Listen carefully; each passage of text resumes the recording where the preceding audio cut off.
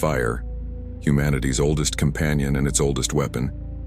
It gives warmth, light, and life. Yet it destroys, purifies, and transforms. Every civilization has worshipped it, feared it, or used it to mark something sacred. But behind the cheerful glow of modern bonfires lies a history far darker than most realize. Before the fireworks and the laughter, before remember the 5th of November, there were the bonfires, great pyres of burning bones meant to cleanse, protect, and ward off evil spirits. What we now see as celebration once began as ritual and sacrifice, rooted in the oldest human desire, to control what cannot be tamed. Long before the age of kings and parliaments, the Celtic people of ancient Britain celebrated fire festivals that marked the turning of the seasons. One of the most sacred was Beltane, a festival of life and renewal that welcomed summer. On that night, entire villages would gather around vast fires, driving their cattle between twin blazes to cleanse them of disease and misfortune. But these fires were not just made of wood. Archaeologists and historians have found layers of bone ash within the remnants of these ancient hearths, evidence of what were once known as bone fires. The Celts believed that bones contained the spirit of life itself, and burning them released that power into the heavens. The smoke was thought to carry prayers skyward, and the flames to renew the bond between the living and the dead. When Christianity spread through Europe, the Church faced a challenge. These rituals were too deeply ingrained to be easily erased. So instead of banning them, the Church transformed them. Pagan bonfires became Christian bonfires, now lit in honor of saints, feast days, and holy celebrations. The meaning shifted, but the fire remained. What began as a plea to the gods became a tool of faith, a symbol of divine light. But the true power of the bonfire, its connection to rebellion and purification, never really disappeared. It smoldered quietly beneath the surface of history, waiting for another kind of revolution to reignite it. 14 centuries later, that revolution nearly arrived. The year was 1605 and England stood divided. King James I ruled a nation torn apart by religion. Protestantism had taken hold under his rule, while Catholics were persecuted, fined, and treated as second-class citizens. Their faith was forbidden in public. Their hope for equality had faded. But among them was a man named Robert Catesby, a man who believed that only one thing could end the oppression of his people: the destruction of England's government itself. Catesby gathered a group of conspirators who shared his dream. Their plan was bold, reckless, and devastatingly simple. They would place barrels of gunpowder beneath the Houses of Parliament. Then, on November 5th, the day of the state opening, when the King, the Lords, and the Commons would all be present, they would ignite the fuse. The explosion would kill the entire ruling class in an instant, decapitating the government and throwing the country into chaos. From that chaos, they hoped to raise a new order, a Catholic monarchy reborn from the ashes of the old. Among these men was a soldier, a man of discipline and conviction, Guy Fawkes. He had fought for Catholic Spain against Protestant forces and was chosen to guard the gunpowder, 36 barrels hidden beneath the Parliament building. He would be the one to light the fuse that could change history, but fate has a cruel sense of timing. Before the plan could be carried out, a letter reached a nobleman, warning him to stay away from Parliament that day. The warning was passed to the authorities.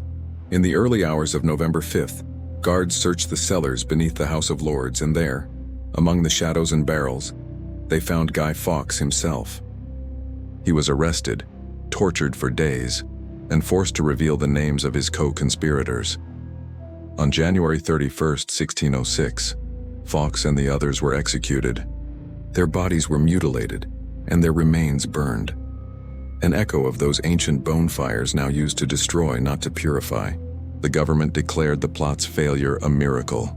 To celebrate, they ordered the people of England to light bonfires across the land in thanksgiving. And so, once again, the ritual of fire was reborn.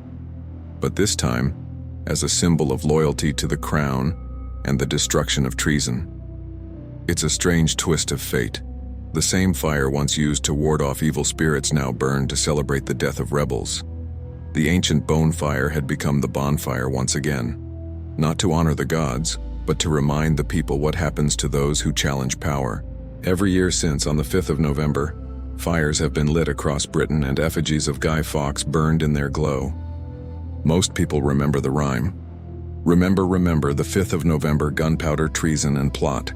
But few remember the man behind it or how close he came to changing everything. Because the question that still lingers is simple and haunting. What if Guy Fawkes had succeeded? Imagine London in 1605, crowded, wooden, and flammable.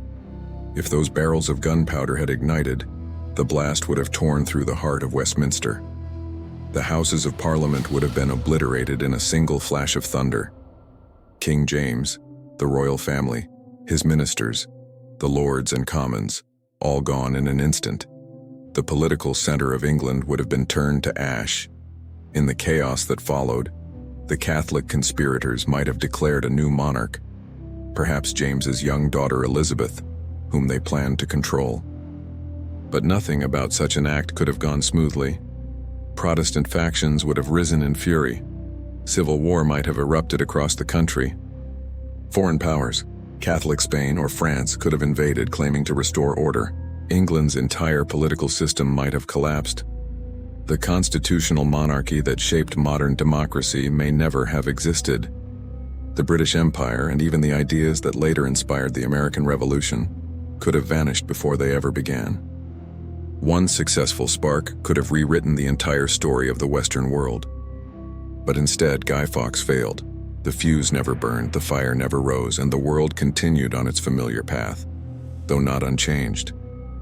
His failure became legend. His name became a symbol, first of treason, then of rebellion, and now of defiance. Over time, that same story would be reinterpreted by generations seeking freedom from oppression. In modern times, the image of Guy Fawkes has re-emerged, transformed into an icon of resistance and anonymity. The face of protest movements, digital revolutions, and people who refuse to be silenced. And still, every November, people gather around their fires and light the sky with fireworks. They celebrate survival, but beneath the laughter, there's something ancient, something older than the story of Fawkes himself. Every bonfire lit today carries the echo of the old bonfires, rituals of destruction and renewal, of fear and hope. Fire consumes, but it also transforms. It destroys, yet it purifies. It reminds us that from every ruin, something new can rise. So the next time you see the sparks fly and the night sky explode with color, remember where it all began. Remember the ancient fires that burned bones in offering. Remember the man who tried to burn down a kingdom. And remember that every flame, no matter how small, carries the same eternal truth. That power can be both a weapon and a warning. From the bonfires of the ancients to the bonfires of rebellion, humanity has always lit flames to understand itself. Fire reveals who we are and what we're willing to burn for. Remember, the 5th of November,